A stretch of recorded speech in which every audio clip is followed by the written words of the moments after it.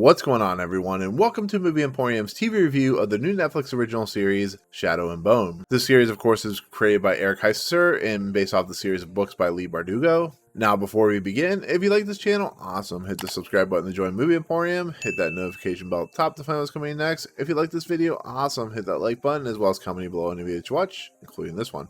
Okay, just a word of warning before we actually begin this review. I have not read these books. Just want to let you know that right now. Everything from my review is going to come from the TV series. But just to let you know, I did look up a little bit about the series. I know this series is based off two different series of books, The Six of Crows and the series that the Shadow and Bone trilogy is based off of. It's also considered called the Grishaverse or the Grisha trilogy. So I thought that was kind of fascinating. The Grisha is a very important part of this entire trilogy. And the fact that Leigh Bardugo and Heisserer, which is a very hard name to pronounce, basically combine them in a lot of ways, doing a lot of stuff that, you know, these book series do. And so this series, which, like I said, it incorporates both the series of books, is about a young girl named Alina Starkov. And Alina Starkov is a cryptographer, a mapographer, whatever you want to call her. She has a best friend named Mao.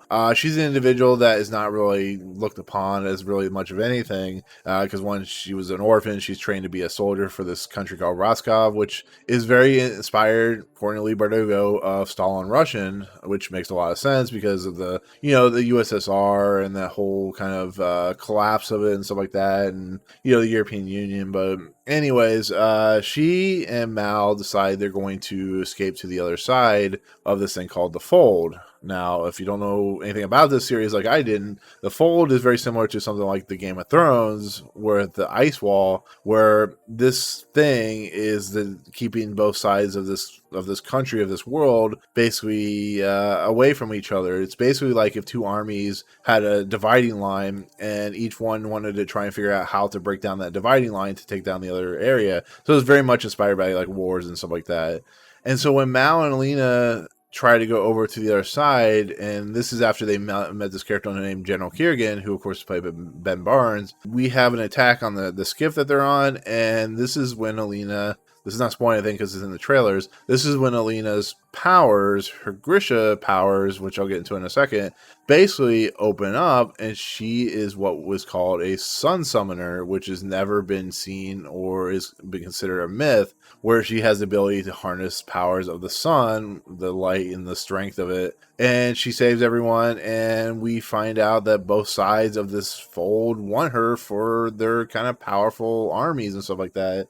And so the side that they were trying to get to, basically, there's a group of people called the Droogs, or they're called the Crows, which are 3 or 4 individuals. One is a sharpshooter, very much like the gunslinger, very good at, you know, shooting and killing people. One's a knife thrower, and one's very similar to Malcolm McDowell's character, where in like Clockwork Orange, where he has like a cane and he has a limp and stuff like that. He's just more of a leader, but they're tasked to go capture Alina to use her powers against the, you know, General Keurig and stuff like that. And in the process, we learn about this world and we learn about these characters called the Grisha. Now, when it comes to Grishas, to try and explain what they are, Grishas are these characters that can basically manipulate things. You know, for instance, we have people who can manipulate the wind. We have people that can manipulate fire. We have people that can manipulate the human structure, their heart and stuff like that. Can kill them that way.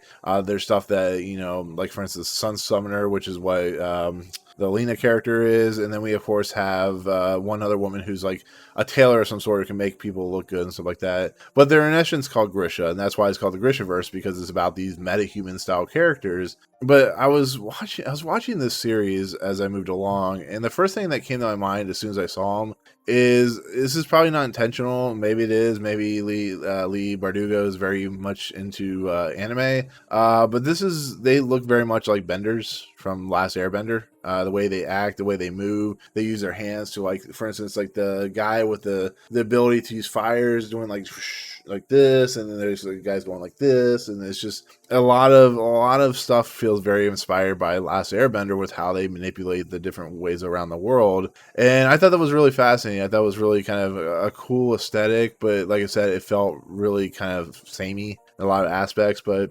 In essence, what this series ends up becoming is a quest to control Alina's powers. So, like I said, it's a quest like Mortal Engines. It's a quest like Lord of the Rings. It's a quest of these individuals who go to try and either protect Alina or to use their powers for their own wars and stuff like that.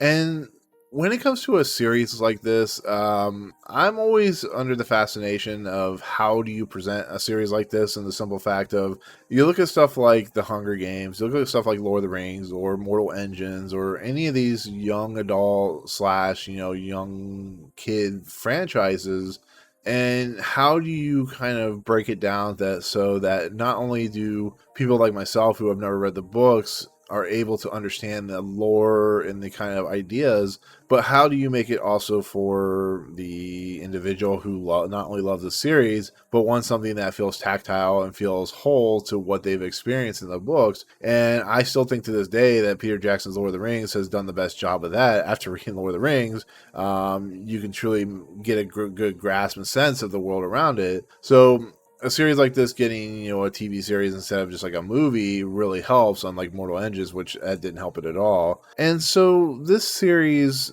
by itself has some issues. I'm going to get into some negative stuff. It has issues with the overall storytelling aspect of the series.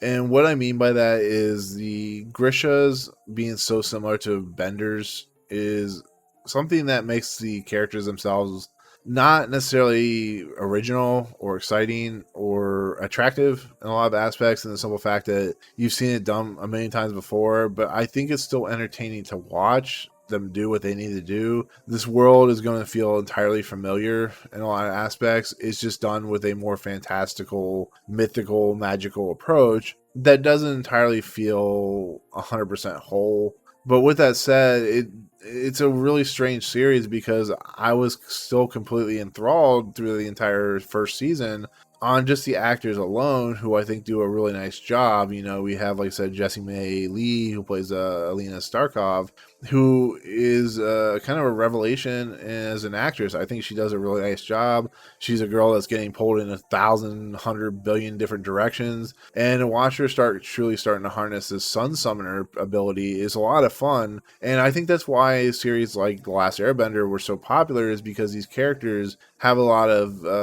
logic and idea and reasoning behind them. So when they use these abilities, and when you see like villainous people come in and use these abilities, or you see General Cregan's army of Grisha is what they're called, and you see them use their abilities, it's still a lot of fun. But it's still a series in the end that has some fun, entertaining stuff, that it still takes that normal thing you've seen a billion times before, and it still does some fun and interesting stuff with it. So, like I said, I still enjoy the Alina's kind of conquest through this series, but I just don't think it works 100% of the time. I don't think the motivations of like Krieg and stuff like that work 100% of the time. I think it's a little too samey in how your characters operate and stuff like that. But maybe that's not necessarily a bad thing that it's not entirely original, because there's a lot of these types of series out there. But I think the money that Netflix put into the series, I think the creator Eric Heisserer, who of course wrote Arrival, I think having Leigh Bardugo involved with the series will help it later on. Maybe they'll do something unique and different with the series itself. But as a starting point, like I said earlier, there's a lot of stuff that's being thrown at you that might confuse you. There's a lot of stuff that might feel the same. There's a lot of stuff that might not feel original. But in the end, like I said, I'm still giving it 8.5 out of 10. I think it's still a series that has a lot of potential, a series that's going to have a lot of fun with its characters itself, and it leaves you wanting more, which is always a great thing. So if you really love these books, especially the people have told me already, I think you'll still really love the series. If you've never read the books or have heard of the series until I watched, like I said, I watched the trailer. That's the first time I heard of the series. I think you'll still have fun, but you'll still feel like the series is very samey in a lot of aspects. And I think that's, as I end this, I think that's what it comes down to. It's a series that is more in line for the fans than it is for the individual people that don't know much about it, because they're the ones that are going to get the most out of it than you or me or somebody who thinks it's a little too unoriginal in its material. But I think if you stick with it, especially after the first episode, which is not the strongest, I think you'll still enjoy these characters and still have fun with it. it. So overall, like I said, 8.5 out of 10. I think it's a great first season. I think it still has some strong moments with some really cool action set pieces. I just think it's a little unoriginal for a series that looks like it could be cool and entertaining. So, but with that said, that's going to be my take on the first season of this series of Shadow and Bone. I hope it gets picked up for a second season because I would love to see where this series goes. But for a first season, it still does an adequate job. So, let me know in the comments below what you think of the series if you eventually watch it. As a fan of the books, what are you most looking forward to with the series? But otherwise, hit in the comments below, tell me what you think. But if you like what you see on this channel, hit the subscribe button to join Movie Emporium. Hit that notification bell at the top to find what's coming next. If you like this video, awesome. Hit that like button, and we'll see you guys on the next video. Peace out.